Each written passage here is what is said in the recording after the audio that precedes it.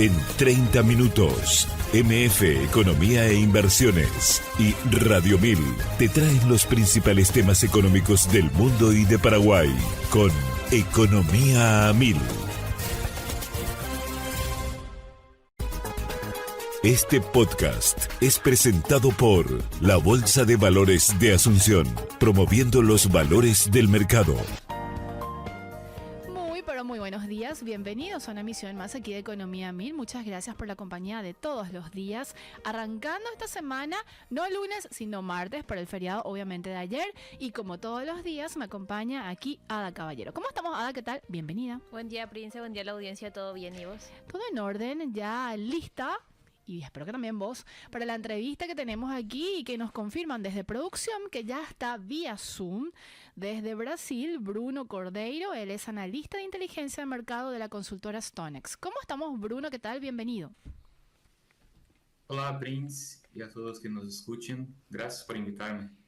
Bruno, estamos haciendo este contacto contigo por todo lo que está pasando a nivel internacional y queremos explorar de cierta manera cómo se está moviendo el mercado internacional del crudo, del petróleo, y obviamente ir aterrizando también aquí en Paraguay en materia de incidencia. ¿Podemos hacer una suerte de recuento de lo que está pasando en el escenario internacional y sumarle obviamente este último conflicto bélico, esta guerra que se desata entre Israel e Irán, y cómo esto termina también impactando en la cotización del petróleo? Sí, claro. Entonces, el último viernes nosotros vimos una alta muy grande del petróleo. Vimos una máxima de crecimiento de 13% y después una reducción de los ganos para más o menos 7%.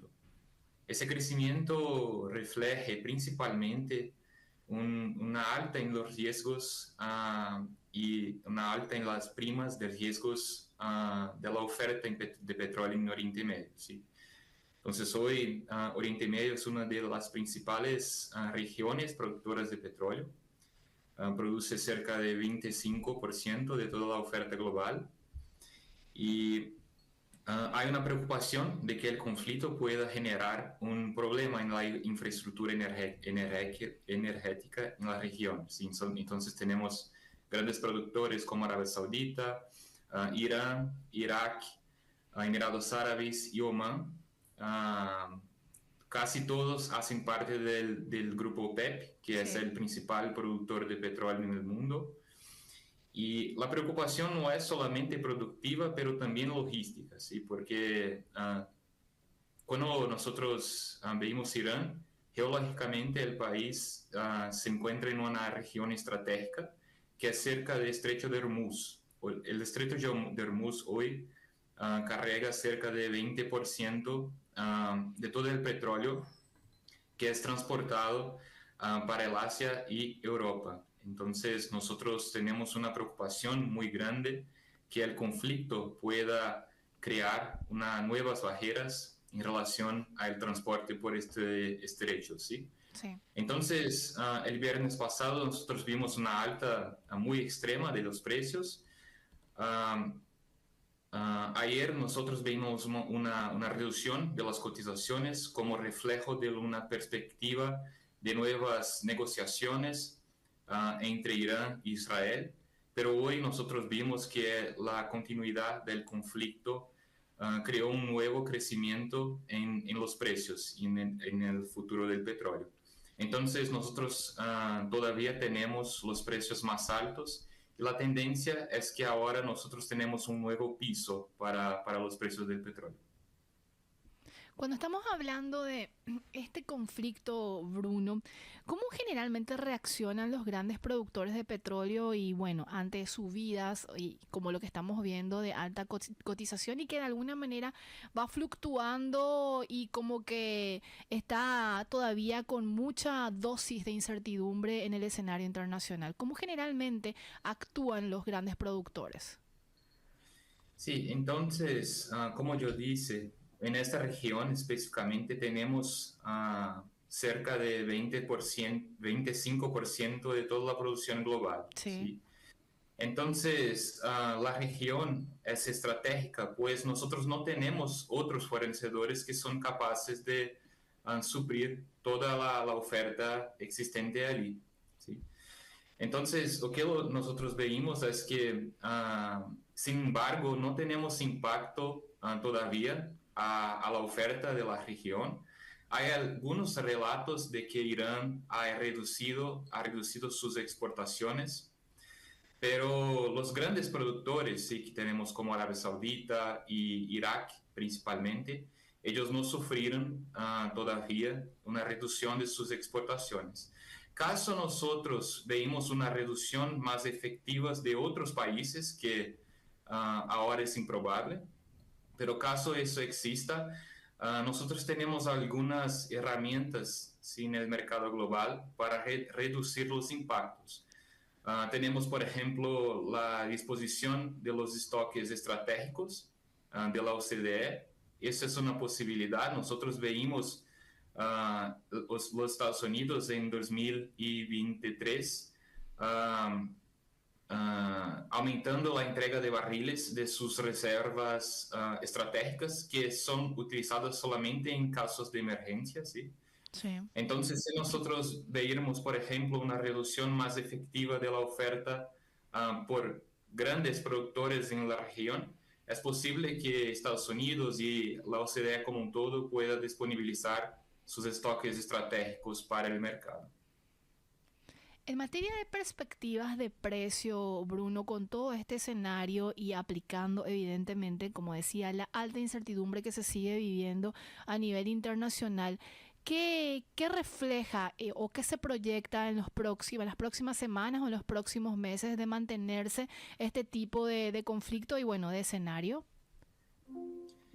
Sí, entonces, para las próximas semanas hay una perspectiva de que esas primas de riesgo continúen en el mercado. Nosotros no tenemos en el corto plazo probablemente una resolución de los conflictos. Entonces, la perspectiva es que los precios se mantienen más altos, en patamares más altos, en cuanto el conflicto continúa, ¿sí? Pero hay algunas cosas que es importante decir sobre el balance global. En los últimos meses nosotros veíamos un balance menos ajustado, ¿sí? Por cuenta principalmente de la política arancelaria norteamericana. Esa nueva política y nueva medida aplicada por Estados Unidos generó una reducción de los flujos comerciales que impactó negativamente la demanda por petróleo y combustibles. Sí. Entonces eso acaba siendo un factor bajista para el petróleo, que ocurrió principalmente en abril, cuando nosotros vimos una queda muy fuerte de las cotizaciones. Y también vemos un crecimiento de la entrega de barriles por importantes productores secundarios como Brasil y Canadá, pero también por la propia OPEP, ¿sí? Entonces nosotros estamos viendo hoy un crecimiento de la producción de los países de la OPEP, incluso Arabia Saudita, Irak y otros países que yo comenté. Ellos están trabajando con una nueva estrategia de producción. Entonces ellos están priorizando ahora una producción más grande, mismo con precios más bajos. Y entonces ese escenario acabó creando un balance menos ajustado. Para los próximos meses, nosotros tenemos un crecimiento estacional del consumo de petróleo, principalmente en el tercer trimestre, por cuenta del inicio de driving season, del periodo de driving season en hemisferio norte global. En ese periodo tenemos, por tanto, un crecimiento de las viajes familiares, con una ampliación del consumo de gasolina que se convierte también en una ampliación del consumo de petróleo. Entonces, la perspectiva de corto plazo, principalmente para el tercer trimestre, es de un balance más ajustado por cuenta de ese crecimiento estacional del consumo de petróleo, pero para el cuarto trimestre y el inicio de 2026, probablemente nosotros continuaremos a ver un balance menos ajustado como vimos en el primero y segundo trimestre de este año, ¿sí? Entonces, las perspectivas para los precios son esas, de se mantener más altos durante el conflicto y después iniciar una baja más evidente. Tanto si vemos por el lado de la cotización del Brent como el del WTI, Bruno. Sí, nosotros vemos para los dos, ¿sí? Entonces, el Brent es la principal referencia de Europa, ¿sí? Sí. Y WTI es la principal referencia norteamericana. Los dos normalmente caminan juntos, entonces nosotros vemos las dos cotizaciones caminando juntos, mucho por cuenta del facto del petróleo ser un mercado mucho internacionalizado, ¿sí? Actualmente nosotros vemos una reducción de la diferencia entre WTI y Brent. Eso es importante decir también, Sí. porque normalmente el WTI es más bajo que Brent, pero ahora nosotros estamos viendo un balance más ajustado en Estados Unidos. Habrá probablemente una reducción de la producción norteamericana y eso se convierte en inventarios más bajos que reflejan, por ejemplo, en esa reducción de la diferencia en WTI y Brent. Pero las perspectivas es que estas dos cotizaciones caminen juntos cuando hablamos sobre las tendencias del balance. Ada. Sí, Bruno, ¿qué impacto podría tener este tipo de tensiones sobre las economías que dependen fuertemente de la importación de petróleo como las de América Latina? Entonces, eso es importante también porque lo que nosotros estamos viendo en el mercado global como un todo es que las arancelías resultaron en una reducción de los flujos, pero también en un crecimiento de las presiones inflacionarias, ¿sí? Entonces, lo que estamos viendo es que el mercado trabaja con precios más altos y con eso, con un petróleo también en patamares más altos, eso puede significar algunos problemas para las economías de América Latina, principalmente las economías que importan muchos combustibles, ¿sí? Entonces, tenemos problemas de un encarecimiento, de un precio más alto de los combustibles, principalmente el diésel, para las economías que van a importar más combustibles. Esa es una tendencia que nosotros estamos viendo hoy. Por ejemplo, cuando vamos para Brasil, ahora ya tenemos la necesidad de una alta en los precios de los combustibles aquí por cuenta de la alta de los precios en el mercado internacional, ¿sí? Entonces, cuando estamos trabajando con esta paridad de precios, esa alta refleja hoy en los precios del mercado de combustibles interno, no solamente en Brasil, pero en toda América Latina. Y en el caso de Paraguay, Bruno, veo y solemos monitorear los informes que también realizan desde Stonex, haciendo un análisis muy acabado del mercado nacional aquí doméstico de Paraguay.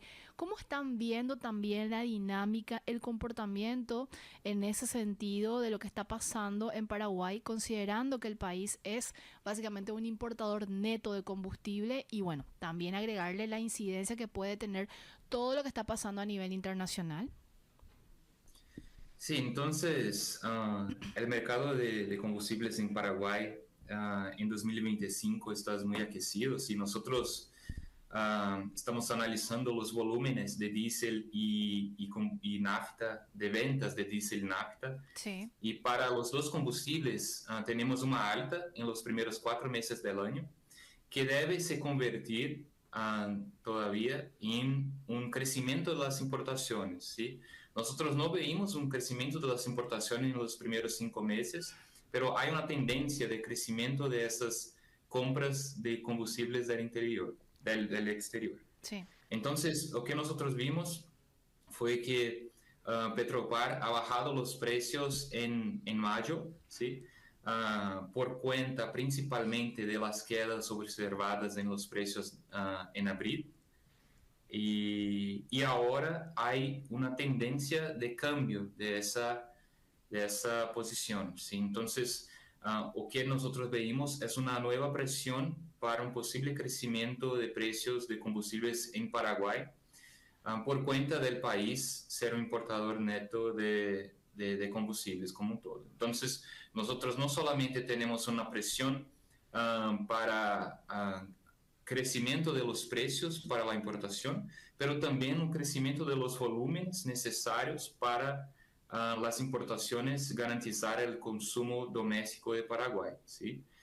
El consumo de diésel y las ventas de diésel crecen por cuenta de una economía muy aquecida, ¿sí? Sí. Entonces, sectores intensivos en diésel como ganadería, la industria, la construcción y la producción también de productos de la agricultura son factores importantes para explicar ese crecimiento del consumo de diésel como un todo. Entonces, las perspectivas para los próximos meses es trabajar con una importación más alta en el país por cuenta de ese crecimiento de las ventas.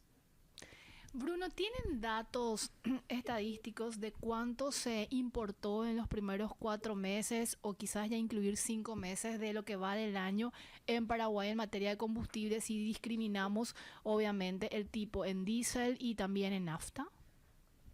Sí, entonces para traer los números, ¿no? Nosotros traemos los números de las aduanas del Paraguay. Sí. Entre enero y mayo tuvimos cerca de 706.000 metros cúbicos internalizados de diésel en el país, ¿sí? Para la nafta, en el mismo periodo tenemos cerca de 430.000 metros cúbicos internalizados, ¿sí? Eso ocurre porque la principal pregunta, ¿sí? Sí. ¿Por qué las internalizaciones de diésel son más grandes que de nafta?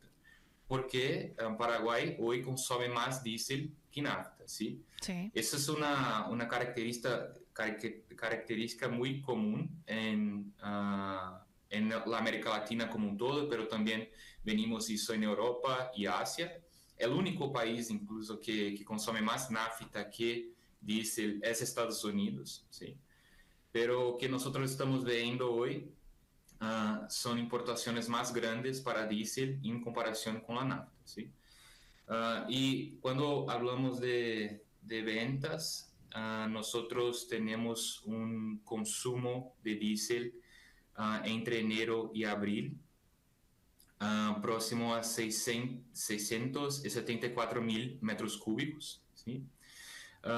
Y para la gasolina, un volumen próximo a 541.000 metros cúbicos, entre enero y abril específicamente. Por eso el volumen que yo hice para las ventas es más bajo cuando comparamos con las importaciones, porque las exportaciones estamos mirando para mayo también, ¿sí? Entonces, esos son los principales volúmenes que trabajamos hoy. Bruno, considerando que sos especialista en temas energéticos y todo lo vinculado a lo que estamos hablando, me gustaría hacerte una pregunta de forma general. Este proceso de transición energética que se está viendo a nivel mundial sobre todo y aterrizando ya a América Latina y también en Paraguay, ¿cómo lo están viendo desde la consultora Stonex en el sentido de que todo esto que se genera a nivel internacional de conflictos y demás genera un retraso en este proceso de pasar de combustión o combustibles tradicionales a ya renovables, o sigue este proceso considerando también que hay acuerdos internacionales? ¿Cómo lo están viendo? Prince, o que Sí. nosotros estamos viendo hoy es cuando miramos el mercado global, Sí. vemos una aceleración en la transición energética, ¿sí? Entonces, la electrificación de combustible, de vehículos, por ejemplo, Sí. principalmente coches, ¿sí? Eso es algo que es un mercado que está creciendo de manera más acelerada en algunas regiones, principalmente el mercado de China. Y para el caso de los camiones, tenemos también los vehículos movidos a gas natural. Sí, esas son las principales tendencias. Y cuando nosotros miramos para los combustibles tradicionales, tendremos también un crecimiento más acelerado en los próximos años para la utilización de etanol, ¿sí? En el ciclo Otto. Entonces, cuando miramos el consumo de coches, y también el biodiesel para los casos de los camiones y esas frotas más pesadas. Entonces, o que nosotros estamos viendo en América Latina específicamente, Sí. es que hay un crecimiento del consumo de biodiesel y etanol, ¿sí? Y también una entrada más grande de la electrificación de coches. Pero las perspectivas ahora cambiaron un poco cuando hablamos sobre el tiempo necesario para esa transición. En el pasado, en años anteriores, habría perspectivas más optimistas en relación a ese cambio. Hoy nosotros vemos que hay una dificultad más grande para garantizar este cambio, principalmente por cuenta de las materias primas necesarias para hacer esa transición. Entonces, hoy, mismo con todos los problemas que tenemos en el mercado de petróleo, incluso los riesgos políticos, hay una seguridad más grande de la entrega y el fornecimiento de producto cuando comparamos con otras opciones de energía, ¿sí? Con la opción de energía eléctrica, por ejemplo, o, por ejemplo, las materias primas utilizadas para la producción de biocombustibles. Entonces, es una discusión que vemos hoy y que sigue muy aquecida, pero ahora hay una perspectiva de que esa transición ocurra de manera más efectiva en el largo plazo. Y la política arancelaria de Donald Trump también tiene cierto peso o incidencia en este proceso, Bruno. Exacto. Entonces, como nosotros veíamos una presión inflacionaria, acaba por reducir los impactos, sí, de una llegada más efectiva de otros combustibles en el mercado. Eso es bien visto por el mercado. Sí. Nosotros veíamos eso de manera más efectiva con la introducción de las nuevas arancelarias y las nuevas tasas. Entonces, eso es algo que puede impactar negativamente esta transición. Al mismo tiempo, nosotros vemos que precios más altos del petróleo garantizan una búsqueda más grande por otros combustibles en el mercado, ¿sí? Entonces, en tiempos en que el precio del petróleo está más alto y hay una grande incertidumbre en relación al mercado de petróleo, nosotros vemos que las inversiones en nuevos combustibles vuelven a crecer. Entonces, ahora con esos precios menos competitivos en el mercado, nosotros podemos ver probablemente un crecimiento de las inversiones para la producción de otros combustibles en el largo plazo, pero como usted comentó, las arancelías norteamericanas son un factor que reducen la posibilidad de inversiones como un todo, ¿sí? Entonces, es posible que esa política aplicada por Estados Unidos puede retrasar la llegada de nuevos combustibles en el mercado global. Bruno, con esta última consulta te dejamos seguir y agradecerte muchísimo tu tiempo. Con respecto a esto que hablamos inicialmente de cómo se está comportando el mercado internacional de combustible y bueno, las perspectivas también de que siga habiendo una variabilidad importante en las próximas semanas, ¿hay algún instrumento, alguna herramienta que tenga el importador de combustible, ya sea a nivel regional como en Paraguay, que les ayude a mitigar de cierta manera esta fluctuación en los precios o estas alzas en los precios? Sí, nosotros tenemos algunas herramientas. Una de las principales que podemos trabajar, por ejemplo, es la herramienta del hedge, de se proteger en el mercado. Y incluso StoneX trabaja con herramientas de ese tipo y es una forma de nosotros evitarnos los impactos de la llegada de precios más altos en el mercado paraguayo, ¿sí? Entonces es una herramienta de protección contra precios más altos, usted garantiza el costo. Es importante decir que hay hoy ferramentas principalmente considerando el mercado financiero, ¿sí? Entonces eso es algo importante para decir y explicar que nosotros hoy podemos trabajar con diferentes empresas para garantizar una reducción de los impactos de las altas del petróleo, ¿sí? Entonces, creo que es eso, Prince. Nosotros tenemos también, y es importante siempre acompañar informes, entonces nosotros también traemos informes mensuales sobre el mercado, sobre los impactos de los precios. Es siempre importante estar atento a las movimentaciones de las cotizaciones y también a las perspectivas para el balance en los próximos meses, para comprender mejor cuál será su posible costo en relación a la internalización de combustibles como un todo, ¿sí? Entonces creo que es eso, Prince. Nosotros hoy tenemos herramientas para trabajar con esos costos y evitarnos una llegada de combustibles más caros para después garantizarnos unas primas más grandes, ¿sí? Con las ventas de combustibles. Bruno, un gusto tenerte en el programa. Que tengas un excelente martes. Gracias, Prince. Deseo una ótima semana a todos. Muchas gracias. Estuvimos con Bruno Cordeiro, analista de inteligencia de mercado de la consultora Stonex, hablándonos sobre qué está pasando en el mercado del combustible, obviamente contándonos lo que está sucediendo en el contexto internacional con la guerra también que se desató entre Israel, Irán, Israel, y cómo movió el tablero de manera significativa en materia de cotización también del petróleo, hablándonos también, Bruno, sobre el precio mirado desde la pizarra Brent y también el WTI, y sobre todo lo que se espera en las próximas semanas con este conflicto, sumado a la política arancelaria también de Donald Trump, que genera mucha presión en los mercados internacionales, pese a que hay cierta calma. Después de segundos se sucede otro tipo de anuncios que también desestabiliza de cierta manera el contexto, el escenario económico internacional. Así que de primerísima mano, hablándonos Bruno Cordeiro sobre lo que está pasando en el escenario internacional en materia de combustible. Nosotras, Ada, tenemos que hacer una breve pausa y a la vuelta seguimos compartiendo más información económica aquí en Economía 1000. Seguís escuchando Economía 1000, gracias por la compañía, y como es habitual, todos los días hacemos un segmento de la cifra del día a cargo de Ada Caballero. ¿Qué tenemos, Ada?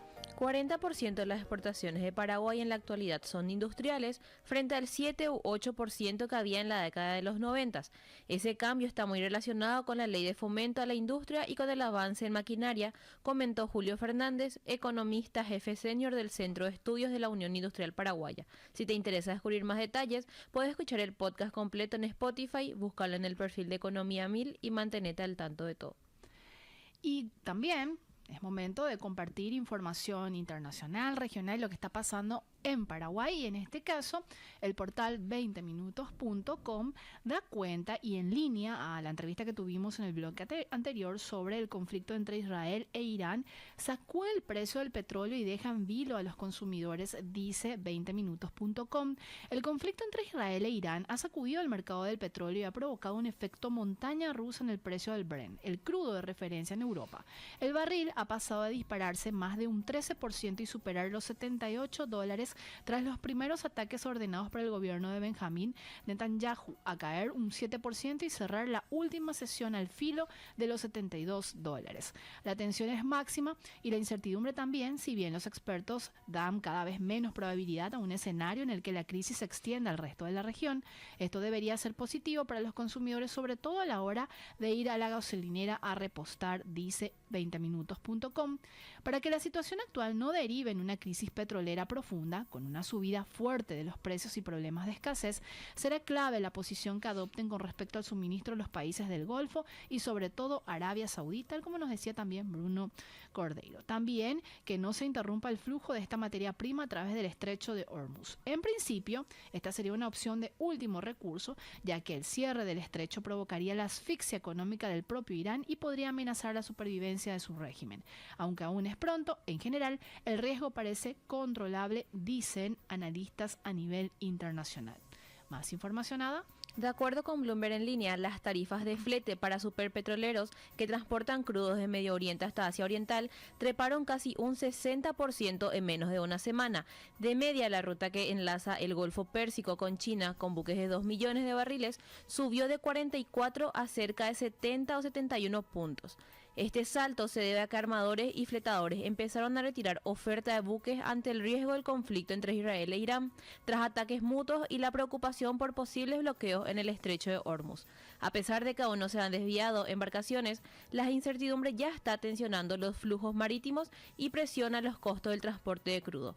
La producción de petróleo del Medio Oriente representa alrededor de 1/3 del suministro mundial, con países como Arabia Saudita y los exportadores de Golfo que tienen poco margen para redireccionar cargas en caso de alteraciones. Los brokers advierten que, si continúan las hostilidades o se bloquea el paso estratégico, las tarifas podrían escalar aún más y afectar cadenas globales. Este repunte refleja los mayores riesgos geopolíticos en 16 meses, con los mercados monitoreando con atención la evolución del conflicto para evitar interrupciones sustanciales en el comercio enérgico. Y más información a nivel internacional. Bloomberg dan cuenta también que el primer ministro canadiense y el presidente de los Estados Unidos acordaron en la cumbre del G7 avanzar hacia un nuevo acuerdo comercial y de seguridad entre Canadá y Estados Unidos en un plazo de 30 días, como fue comunicado tras su encuentro el 16 de junio de 2025. Aunque persisten diferencias sobre la política de aranceles, Trump insiste en que formen parte del pacto y el ministro canadiense busca eliminarlos, especialmente sobre acero, aluminio y autos. Ambos mandatarios encargaron a sus equipos acelerar las negociaciones. Trump sostuvo que su enfoque arancelario es simple, fácil y preciso, mientras que Carney, que es el ministro canadiense, promueve una estrategia más compleja para proteger industrias claves como acero, aluminio y automóviles. Canadá advirtió que podría responder con represalias si no se logra un acuerdo beneficioso y aunque al momento sigue en discusión, la voluntad expresada apunta a un cierre exitoso en las próximas semanas, da cuenta Bloomberg. ¿Más información, Ada? Ya en el ámbito regional, también Bloomberg en línea cuenta que el 16 de junio de 2025, la Cámara Baja de Brasil aprobó por 346 votos frente a 97 un trámite de urgencia que habilita al Pleno a anular el decreto que eleva los impuestos IOF sobre ciertas transacciones financieras, pieza clave del plan fiscal de Luiz Inácio Lula da Silva.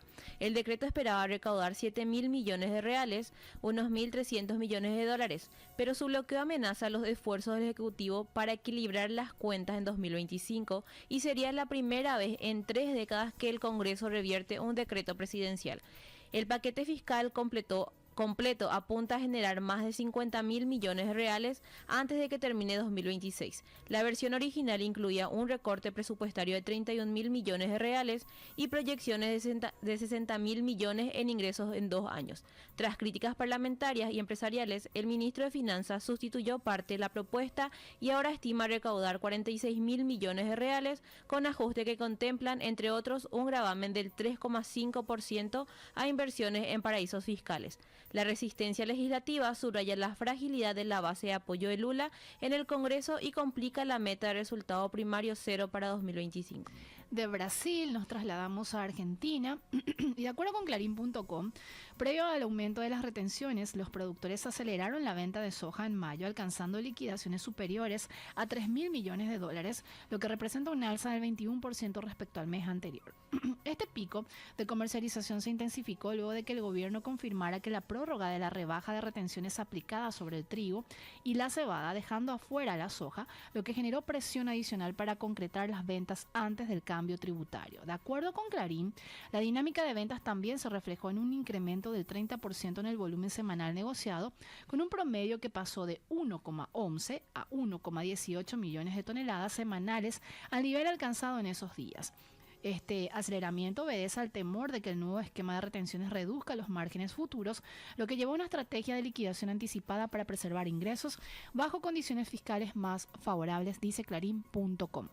Ada, tenemos que hacer otra pausa y a la vuelta seguimos con más Economía Minuto.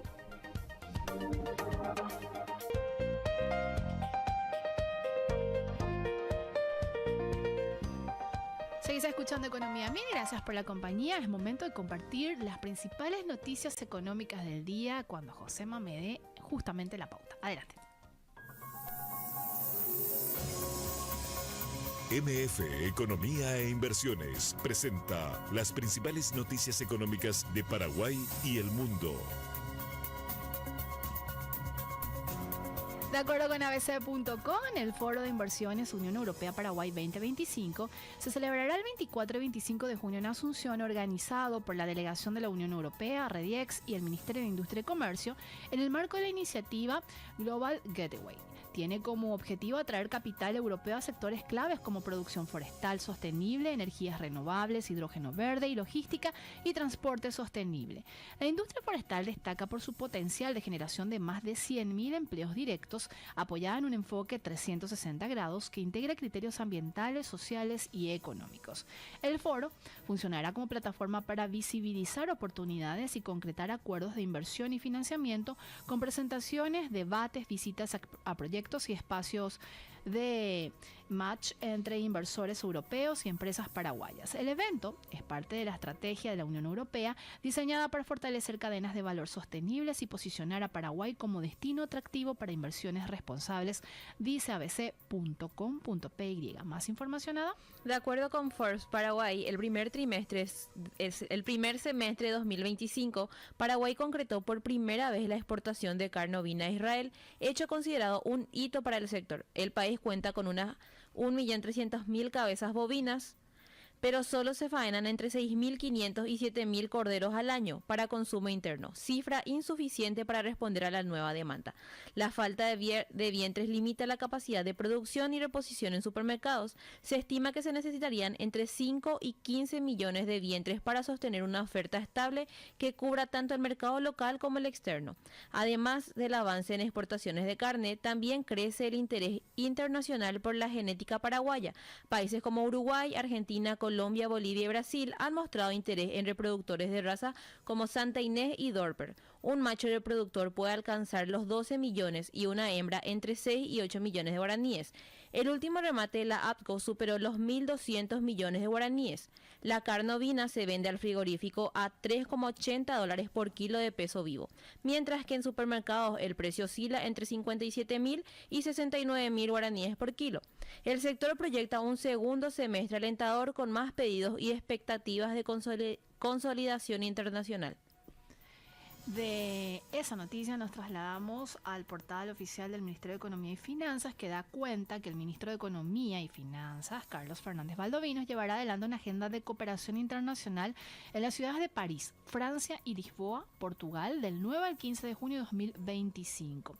El objetivo del viaje es reforzar los vínculos multilaterales y promover una mayor integración de Paraguay en espacios internacionales orientados al desarrollo económico. Durante su visita o su estadía en París, el ministro suscribirá el acuerdo de asociación para actividades de cooperación entre el Ministerio de Economía y Finanzas y la Organización para la Cooperación y el Desarrollo Económico, OCDE.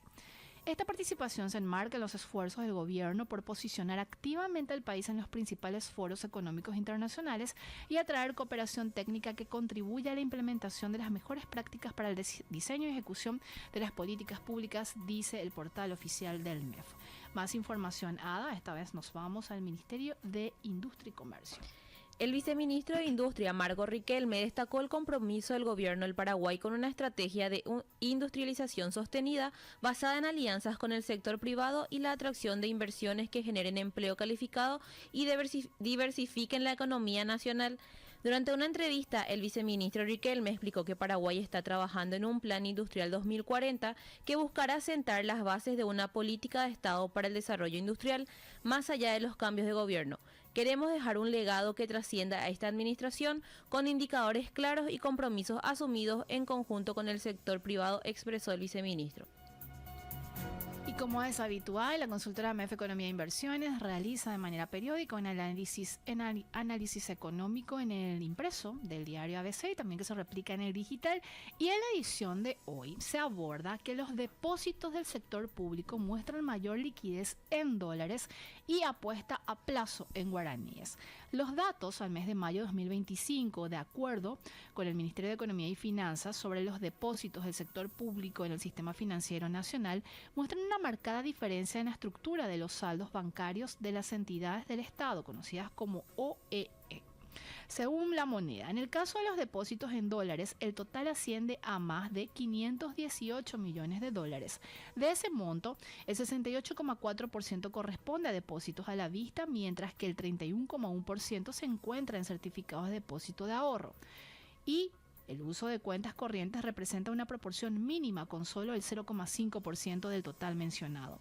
Por el contrario, en guaraníes, los depósitos totales suman 17,27 billones de guaraníes y la mayor parte está concentrada en certificados de depósito de ahorro, que representan el 62%, seguido por los depósitos a la vista con el 26,8% y las cuentas corrientes con el 11,2%, de acuerdo, como mencionábamos, a datos dados a conocer por el Ministerio de Economía y Finanzas. Este contraste evidencia una mayor preferencia por mantener liquidez en moneda extranjera y una inclinación hacia la inversión en instrumentos a plazo en moneda local, posiblemente por razones de política financiera y manejo de riesgos cambiarios.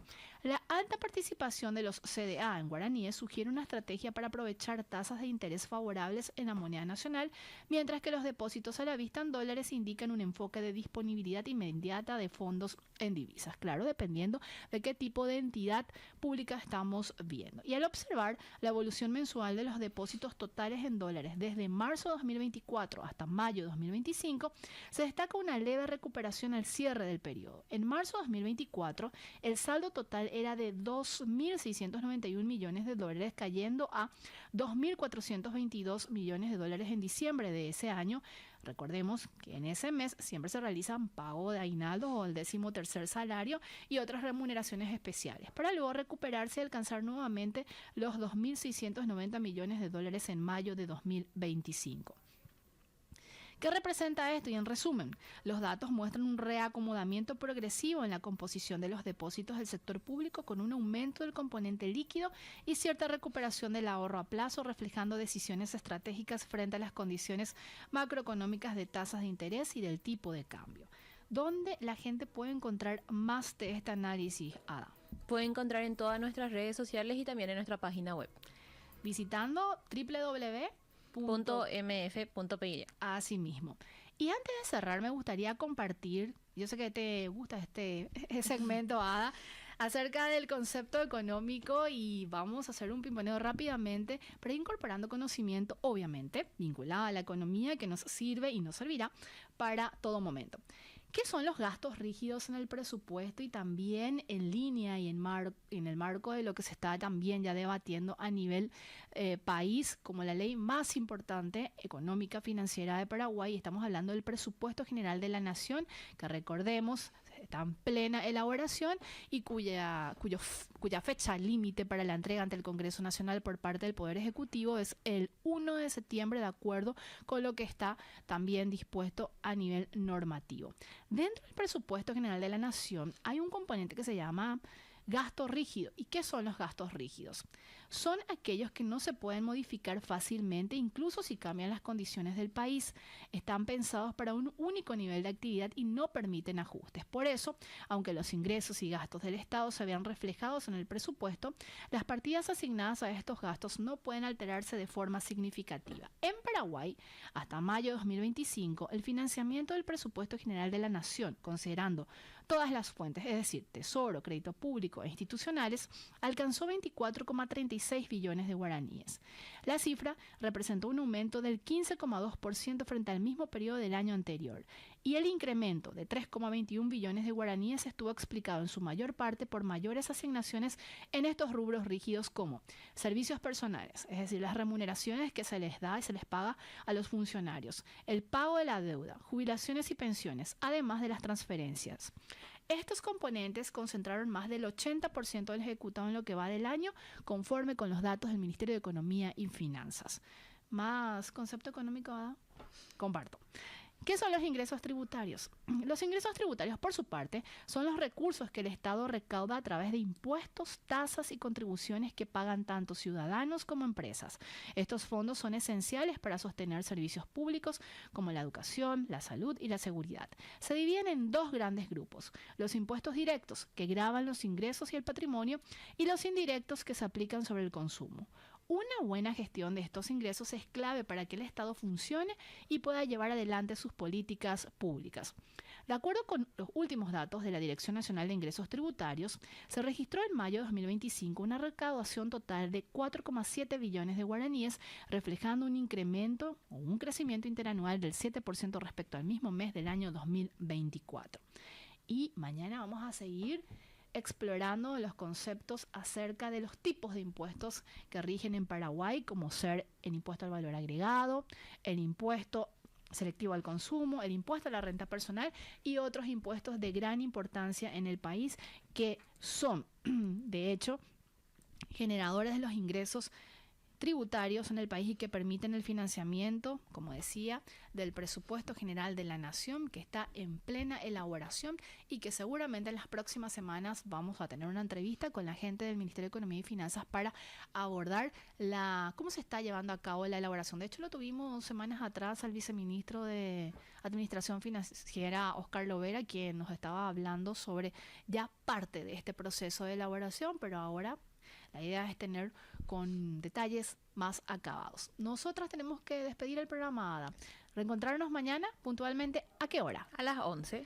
¿Tenés en mente a quién tenemos mañana o dejamos en expectativa? En expectativa. ¿Segura? Sí. Josema dice, Ada no se acuerda.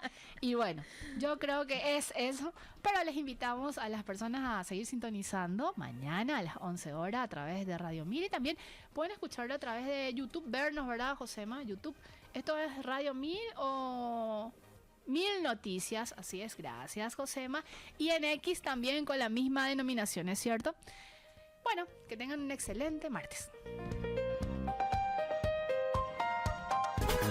Este podcast es presentado por la Bolsa de Valores de Asunción, promoviendo los valores del mercado.